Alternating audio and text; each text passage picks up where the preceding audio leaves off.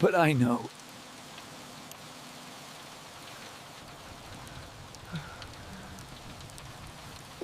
Rain hammered my windshield like God's own judgment as I drove the winding stretch of Route 47 back to town.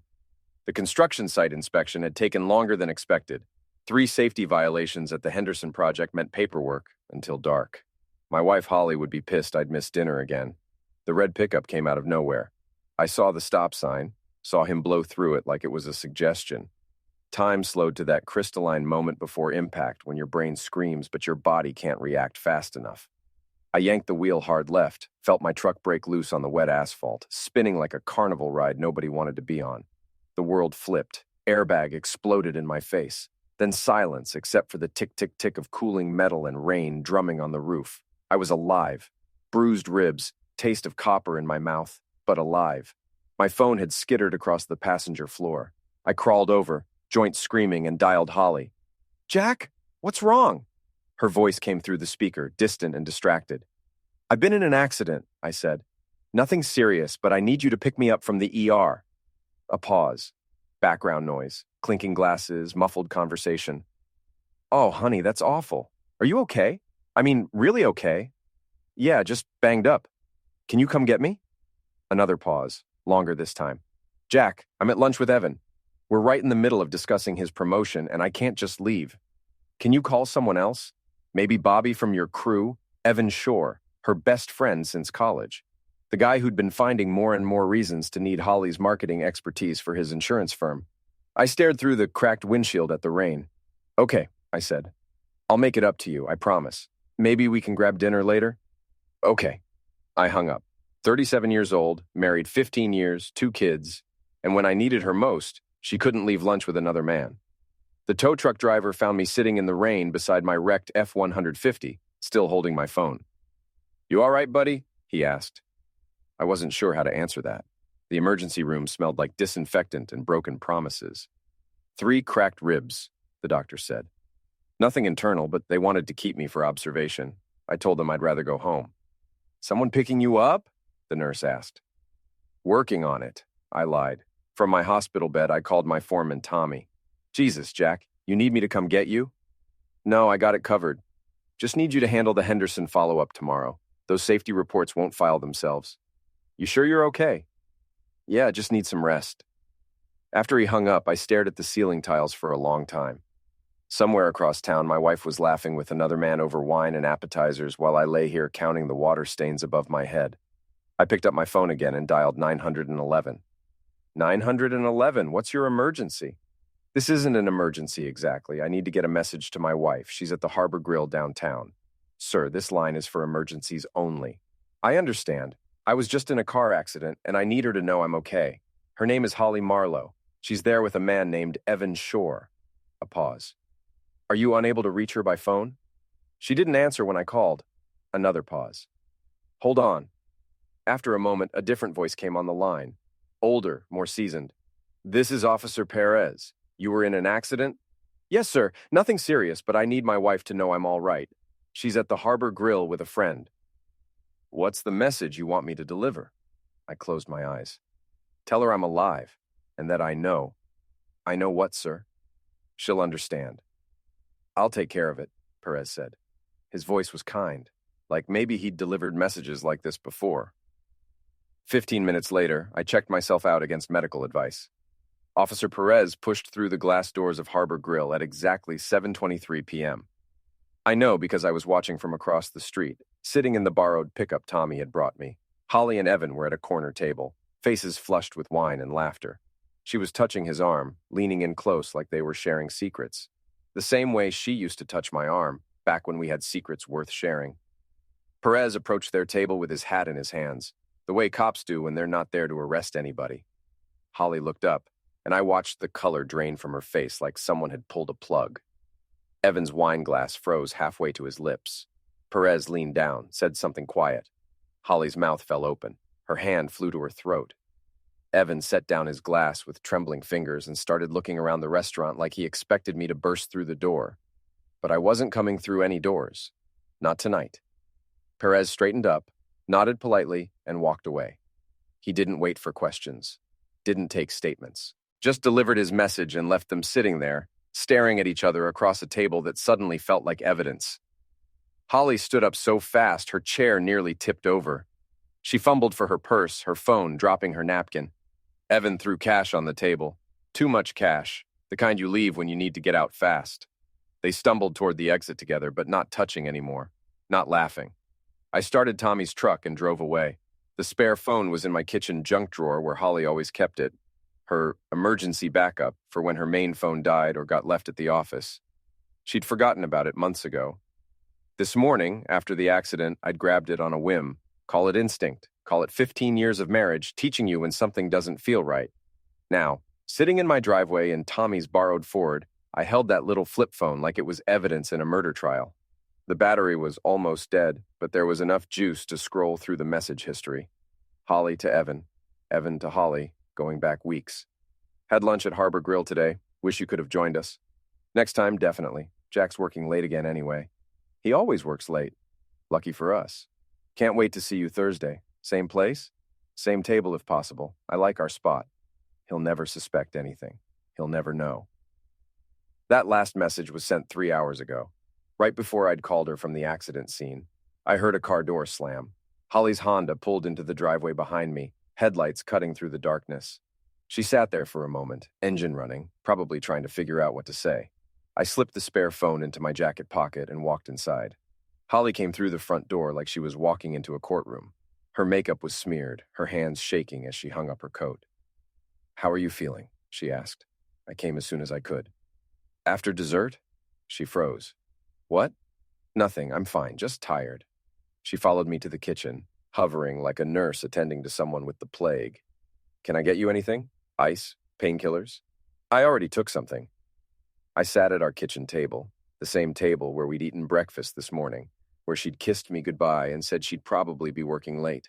The same table where our kids did homework and we'd once planned our future. "Jack, about earlier, it's fine." "No, it's not fine. I should have come immediately. Evan and I were discussing his promotion. You mentioned that?" She sat across from me, reaching for my hand. I didn't pull away, but I didn't squeeze back either. "I feel terrible," she said. "Do you?" "Of course.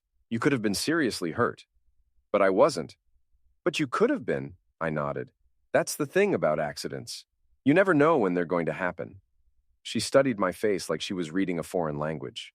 "Are you angry with me? Should I be? I don't know. Are you?" The spare phone buzzed in my pocket. A text message. I didn't need to read it to know who it was from. "I'm tired," I said. "Long day." "Of course you should rest." But neither of us moved. We just sat there across from each other at the table, separated by 3 feet of wood and 15 years of accumulated distance I was just now starting to measure. Outside, a police cruiser drove slowly past our house. Officer Perez, maybe, checking to see if his message had been properly delivered. It had. Holly made my favorite dinner the next night. Pot roast with potatoes, the way her mother taught her. She hummed while she cooked, the same off-key melody she'd hummed when we were newlyweds. "How was work?" she asked, setting down my plate. "Same as always. Construction workers still find creative ways to ignore safety protocols." She laughed, but it sounded hollow. "And your ribs?" "Sore, but healing." We ate in the kind of silence that used to be comfortable. Now it felt like we were both waiting for the other shoe to drop. "I ran into Sarah at the grocery store," Holly said. "She asked about you, wanted to know about the accident." "How did she know about it?" "Small town." Holly shrugged. "You know how word gets around?" I cut another piece of beef. "What did you tell her?" "That you were fine? That it wasn't serious?" "Did you tell her where you were when it happened?" Holly's fork stopped halfway to her mouth. "What do you mean?" "When I called you. Did you tell Sarah you were having lunch?" I don't remember exactly what I said." I nodded. "Officer Perez said you looked surprised to see him." The fork clattered to her plate. "What?" "At the restaurant. He said you and Evan seemed surprised when he found you." Holly's face went white. "How would you know what Officer Perez said?" "Because I sent him." The silence stretched between us like a fault line. Holly stared at me, and I could see her mind working, calculating, trying to figure out exactly how much I knew. "Jack, how long?" I asked. "How long what? How long have you been lying to me about Evan?" She opened her mouth, closed it, opened it again. "I don't know what you mean." "Sure you do." I stood up and walked to the kitchen counter, pulled the spare phone from the junk drawer where I'd carefully replaced it that morning. "I think you forgot about this," I said, setting it next to her dinner plate. Holly stared at the phone like it was a loaded gun. "Jack, I can explain." "I'm sure you can. You always were good with words." I sat back down and continued eating my pot roast. It really was excellent. Chapter 7. Leverage. The police station smelled like coffee and bureaucracy. Officer Perez looked up from his paperwork when I walked in, recognition flickering across his weathered face. "Mr. Marlowe, how are you feeling?"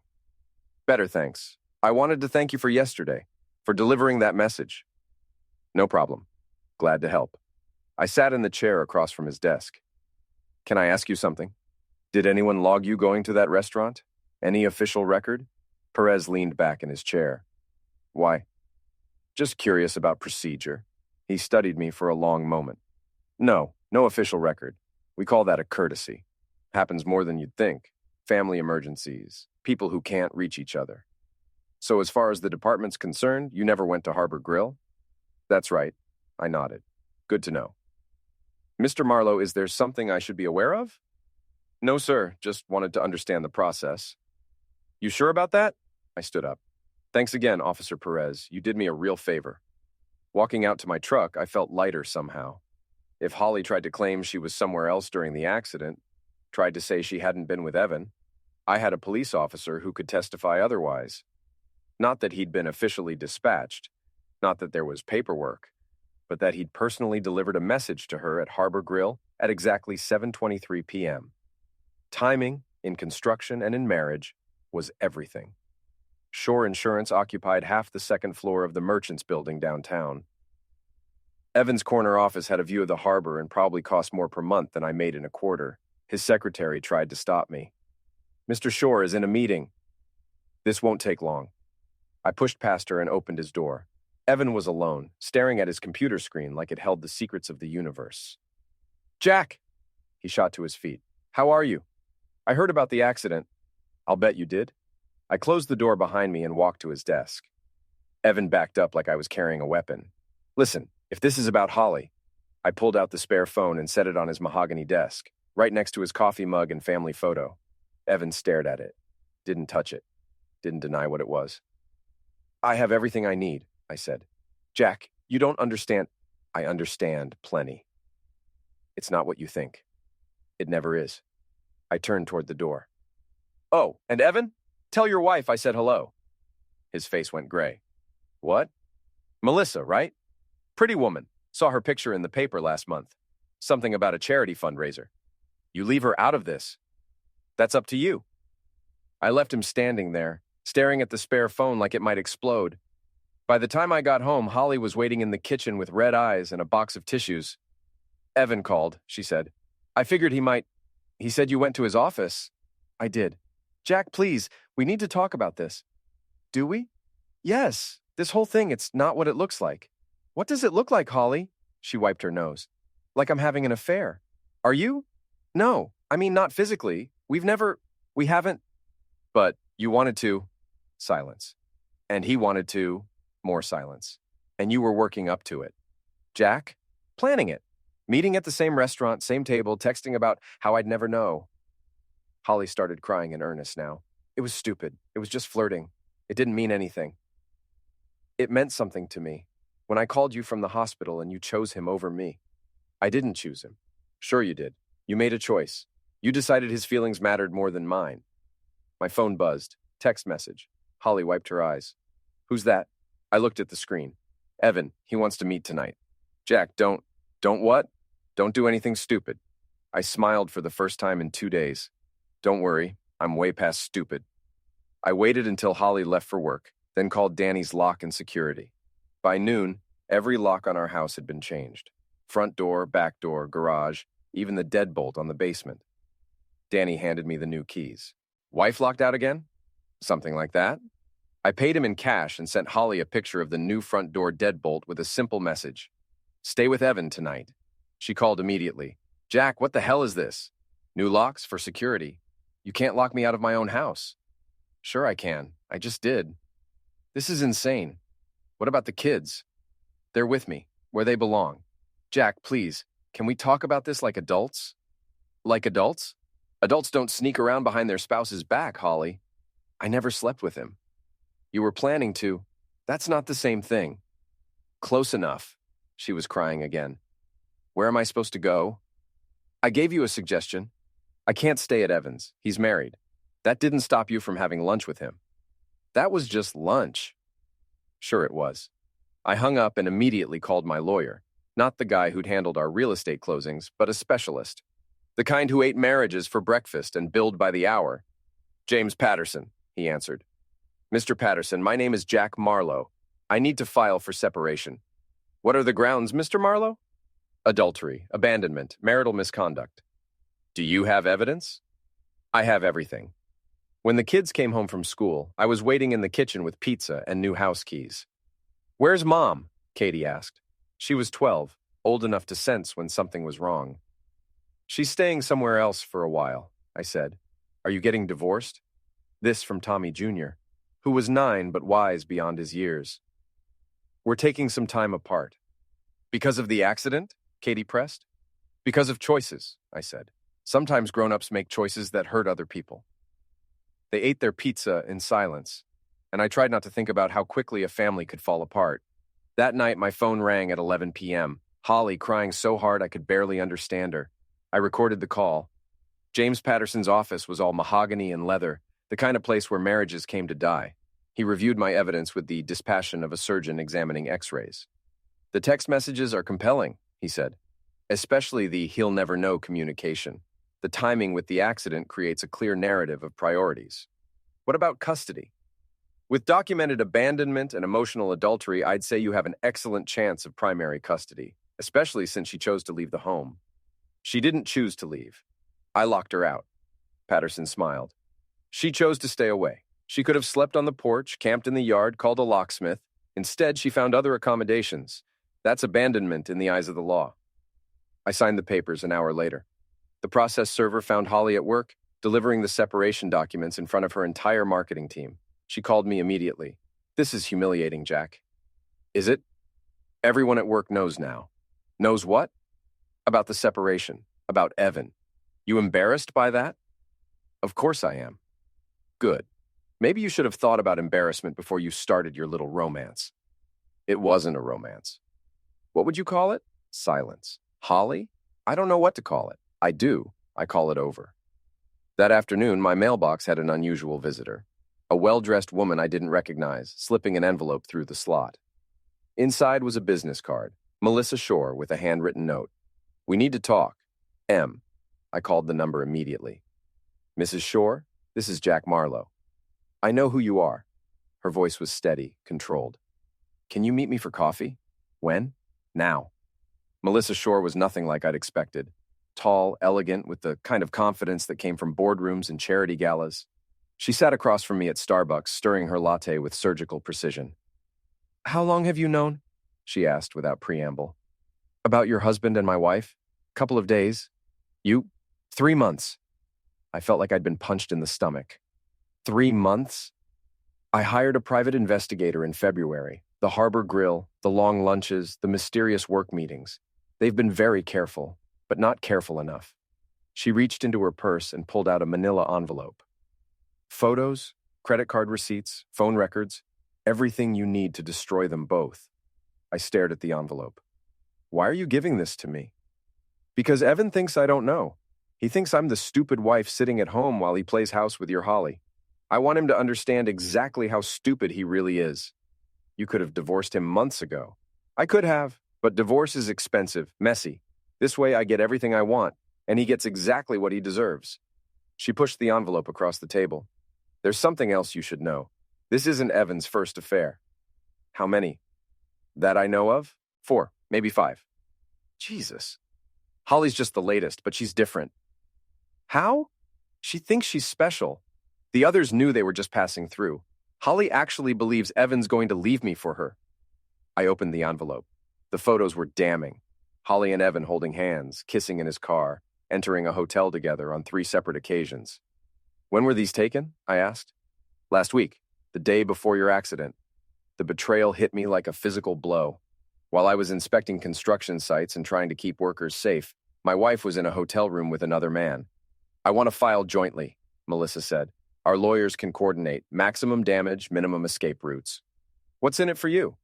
Alimony, the house, his business, everything he thinks he's too clever to lose. I looked at her across the table, this woman whose husband had been slowly destroying both our marriages. Partners, she asked. Partners? We shook hands like we were sealing a business deal, which in a way we were. The joint filing happened on a Wednesday. Melissa's lawyer and mine worked in perfect coordination, serving papers simultaneously to both Holly and Evan at their respective workplaces. I wasn't there to see Holly's face, but Melissa called me afterward with a full report on Evan's reaction. He tried to run, she said.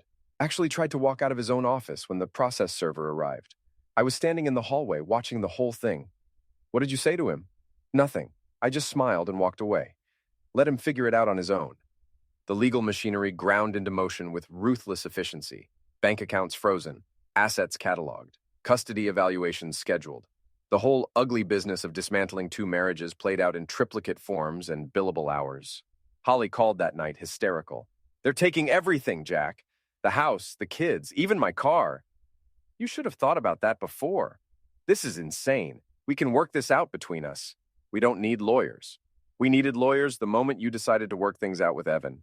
I never slept with him. The photos say otherwise. Silence. Then quietly. What photos? The ones Melissa's investigator took last week. The Marriott downtown, if I remember correctly. The phone went dead. 20 minutes later, Evan called. Jack, we need to talk. Do we? This has gone far enough. You're destroying innocent people. Innocent people? My kids don't deserve this. Neither did mine. Look, I know you're angry. Angry doesn't begin to cover it, Evan. What do you want? Money? I can write you a check right now. What I want is for you to understand that actions have consequences. You wanted to play house with my wife? Congratulations. Now you get to explain to your kids why Daddy's moving into an apartment. You're a vindictive son of a bitch. No, I said. I'm a construction worker who follows safety protocols. When I see a hazard, I eliminate it. I hung up and poured myself a drink, the first alcohol I'd had since the accident. Chapter 13, Hearing Day. The courthouse on Oak Street had seen its share of broken families, but rarely with this much documentation.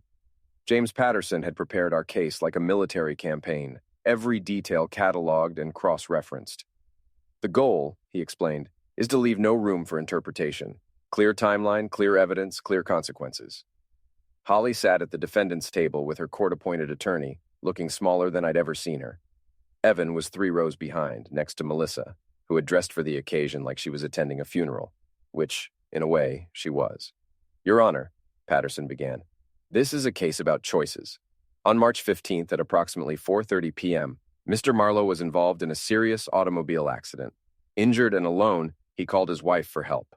He played the recorded phone call on the courtroom speakers, Holly's voice clear as a bell. I'm at lunch with Evan. We're right in the middle of discussing his promotion, and I can't just leave. Mrs. Marlowe chose in that moment to prioritize her relationship with co-respondent Evan Shore over her injured husband's immediate needs. Patterson moved to the evidence table. But the story doesn't end there. Text messages recovered from Mrs. Marlowe's secondary phone reveal the true nature of her relationship with Mr. Shore. He read selected messages aloud. He'll never know. Same table if possible. I like our spot. Lucky for us. Holly was crying now, but silently. Evan stared at his shoes. Photographic evidence confirms that this relationship had progressed beyond emotional adultery to physical intimacy. The hotel photos appeared on the courtroom monitor. Holly in Evan's arms outside the Marriott. Holly kissing Evan in his car. Holly entering the hotel with Evan, emerging 3 hours later with mussed hair and rumpled clothes. Mrs. Marlowe abandoned her marriage, her home, and her children to pursue this relationship. When confronted with evidence, she chose to leave the family residence rather than end her affair. Holly's lawyer stood up. Your Honor, Mrs. Marlowe never abandoned her children. She was locked out of the family home by Mr. Marlowe without warning or cause. Patterson smiled. Mrs. Marlowe received advance notice via text message. She had multiple options. Contact a locksmith, stay on the property, seek immediate legal intervention. Instead, she chose to find alternative accommodations with her paramour. Objection, Holly's lawyer said. Speculation. Sustained, the judge said. But the damage was done. The evidence was overwhelming, the timeline clear, the betrayal undeniable. After 2 hours of testimony, the judge reviewed his notes in silence. Primary custody is awarded to Mr. Marlowe, he finally announced. Mrs. Marlowe will have supervised visitation pending psychological evaluation. Division of assets will favor Mr. Marlowe in recognition of Mrs. Marlowe's breach of marital obligations. Holly collapsed into her chair like her strings had been cut. I felt nothing. No triumph, no relief. Just emptiness, where 15 years of marriage used to be. Outside the courthouse, Melissa Shore walked beside me toward the parking garage. Evan and Holly stood together on the courthouse steps, but not talking, not touching, just occupying the same space like strangers waiting for different buses. How do you feel? Melissa asked. Empty. That's normal. It'll pass. How do you know? Because I've been through this before. Not with Evan, but with my first husband. Different circumstances, same feeling. Officer Perez drove past in his patrol car, slowing as he recognized us. He touched the brim of his hat in a small salute. Acknowledgement of a job completed, a message properly delivered. I touched the brim of my baseball cap in return. What now? I asked Melissa. Now I go home to my children and explain why their father won't be living with us anymore. Then I start over. And Evan? Evan's problems are just beginning. The State Insurance Commission doesn't look kindly on agents who commit adultery. Professional ethics violation. He'll lose his license within 6 months. I looked back at the courthouse steps. Holly was gone. Evan stood alone, talking on his phone. Probably to a lawyer or a real estate agent or someone who specialized in cleaning up the messes that cheating husbands leave behind. Thank you, I said to Melissa. For what? For having the guts to fight back? Don't thank me yet. This is just round one. She got into her Mercedes and drove away, leaving me alone in the parking garage with the echoes of footsteps and car engines and the hollow victory that comes from being right about all the wrong things. I drove home to my children and my empty house and the dinner table where everything had started to unravel. The house felt different now, cleaner somehow. I'd spent the morning removing Holly's pictures from the walls, packing her remaining clothes, clearing her makeup from the bathroom counter. The kids were at school. I had the place to myself for the first time in 15 years. I stood in the kitchen, looking at our dining table, the same table where Holly had served me pot roast 2 weeks ago, where we'd eaten breakfast that last normal morning, where our children had done homework while their mother planned her secret meetings. I got out the wood cleaner and a soft cloth and wiped down the entire surface, removed the water rings from wine glasses, the scratches from years of family dinners, the sticky spots where the kids had spilled juice and Holly had pretended to be annoyed. When I was finished, the table looked like new, clean, uncluttered, ready for whatever came next. My phone buzzed. Text message from Holly. Can I see the kids this weekend? I stared at the message for a long time, then deleted it without responding. The contact list in my phone was full of Holly's information. Home number, cell phone, work email, her mother's number in Florida, her sister in Colorado, all the connection points that had tied our lives together. I scrolled to her main contact entry, Holly Home, and stared at it. Then I pressed delete. The phone asked if I was sure. I pressed yes. Holly Marlowe disappeared from my contact list like she'd never existed at all. The spare phone sat in the center of the clean table, like evidence in a crime that everyone wanted to forget. The battery had finally died completely, the screen black and lifeless. I picked it up and felt its weight, maybe 4 ounces of plastic and circuitry that had contained enough secrets to end a marriage and destroy a family. Such a small thing to carry so much betrayal.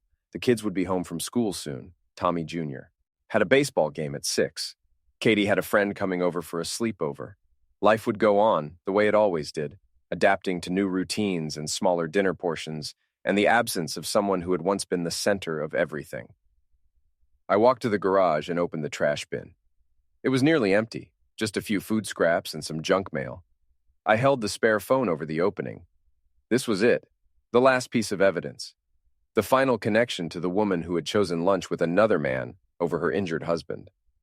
Once I dropped it, Holly's betrayal would become just another story people told about marriages that didn't work out, kids who had to spend weekends at 2 different houses, and the small cruelties that adults inflicted on each other when they forgot how to be decent. I released my fingers. The phone hit the bottom of the trash bin with a hollow thud that echoed off the garage walls like a door closing.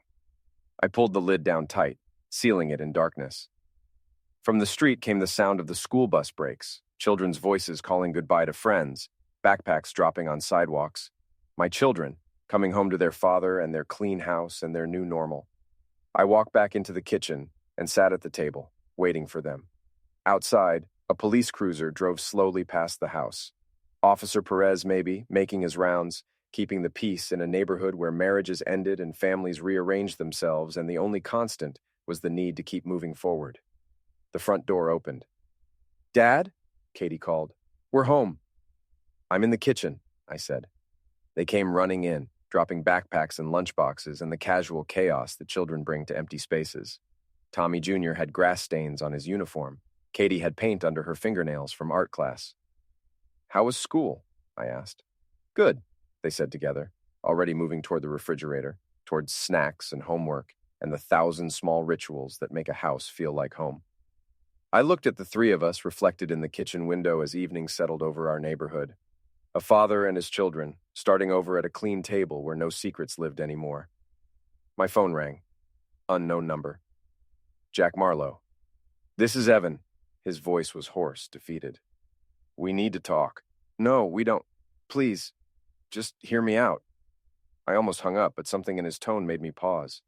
"You have 30 seconds. I lost everything today.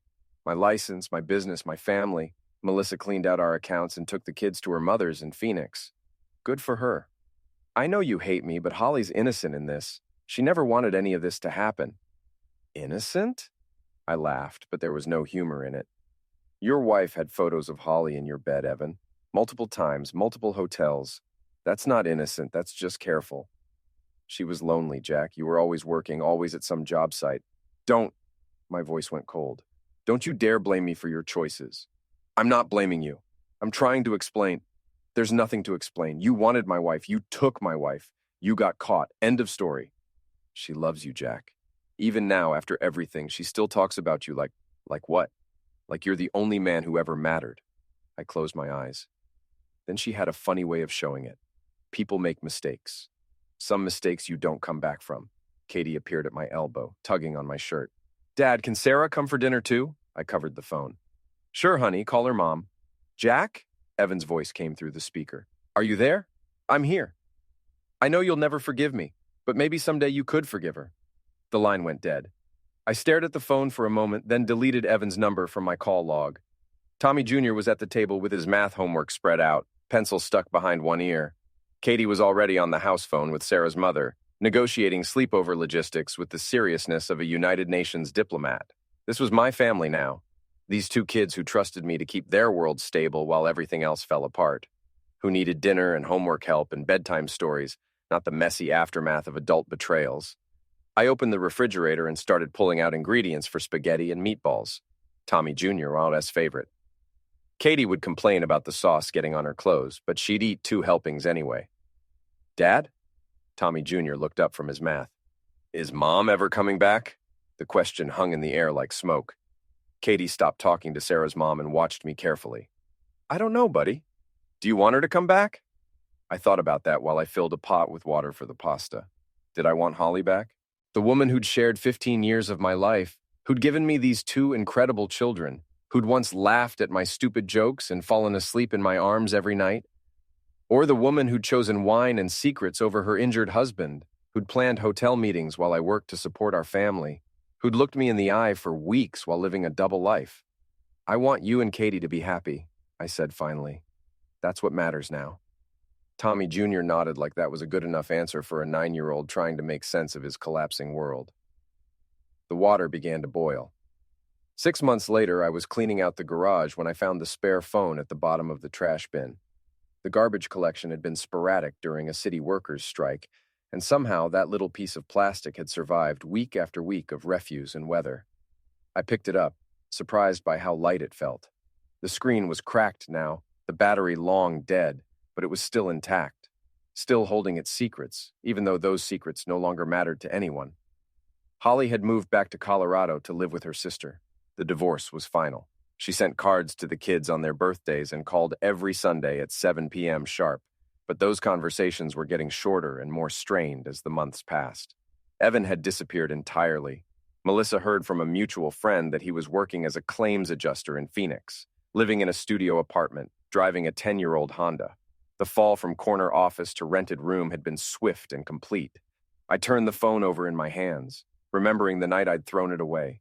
The symbolic weight of that moment. It had felt like an ending then, like closing a door on the worst chapter of my life. Now it just felt like old technology, obsolete, irrelevant. I dropped it back in the trash bin and continued cleaning. That evening, Katie came into the kitchen while I was making dinner. She was 13 now, taller, more serious, carrying herself with the careful dignity of a teenager who'd learned too early that adults couldn't always be trusted to keep their promises. "Sarah's mom asked if you're dating anyone," she said without preamble. I looked up from the stove. "What did you tell her?" "That it's none of her business." I smiled. "Good answer. But are you dating?" "No." "Why not?" "Haven't met anyone worth dating. Or you don't trust anyone enough to try." I studied my daughter's face. When had she gotten so perceptive? "Maybe both," I admitted. She nodded, satisfied with my honesty. "For what it's worth, I think you should try. When you're ready." Yeah, you deserve to be happy, Dad." She said it matter-of-factly, like it was the most obvious thing in the world. Then she grabbed an apple from the fruit bowl and disappeared upstairs to her room, leaving me alone with the stove and the realization that my 13-year-old daughter was probably wiser than I was. Tommy Jr. had made varsity baseball as a freshman.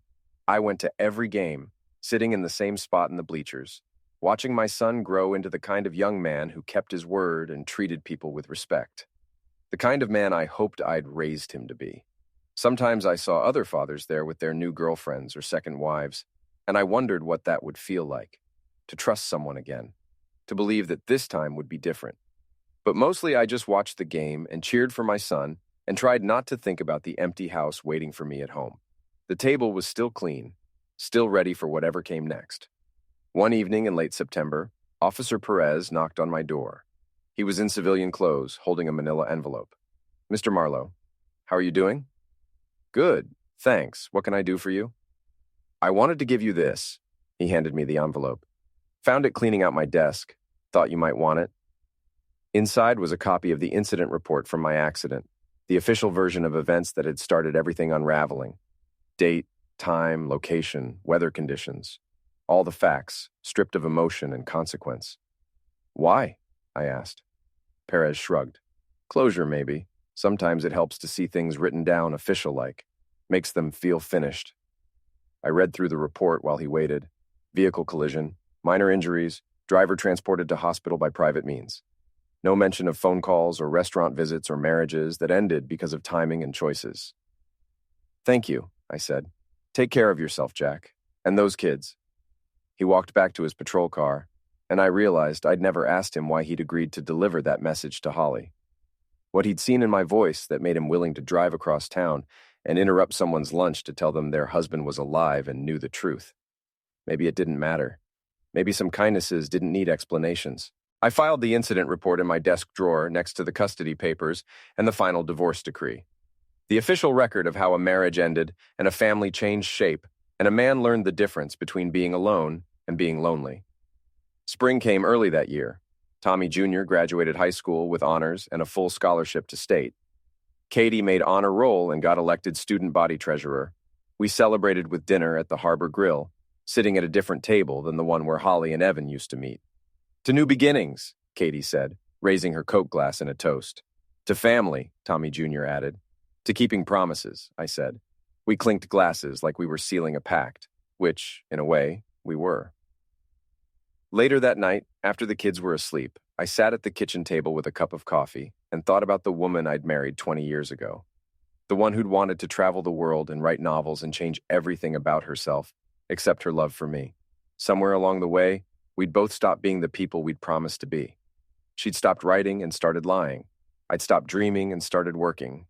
And in the space between who we were and who we'd become, someone else had walked in and offered her a different story. I couldn't hate her anymore.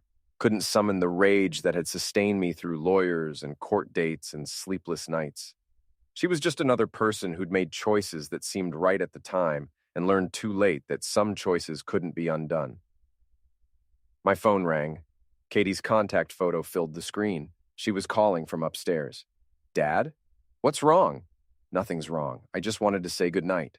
Good night, sweetheart. Dad? Yeah? I'm proud of you for how you handled everything, for taking care of us. Just doing my job. No, you did more than that. You kept us safe when everything was falling apart. I felt something tight in my chest loosen. That's what fathers do. Not all of them. After she hung up, I sat in the quiet kitchen for a long time, thinking about safety and promises and the weight of being trusted by the people who mattered most. Outside, the neighborhood was settling into sleep. Porch lights going dark, television screens flickering behind curtains, families tucking themselves into the rituals that make ordinary days feel secure. I cleared my coffee cup, wiped down the table one more time, and turned off the lights. Tomorrow, there would be work and baseball games and grocery shopping and all the small tasks that fill a life. But tonight, in the darkness of a house where secrets no longer lived, I felt something I hadn't felt in a long time. Peace.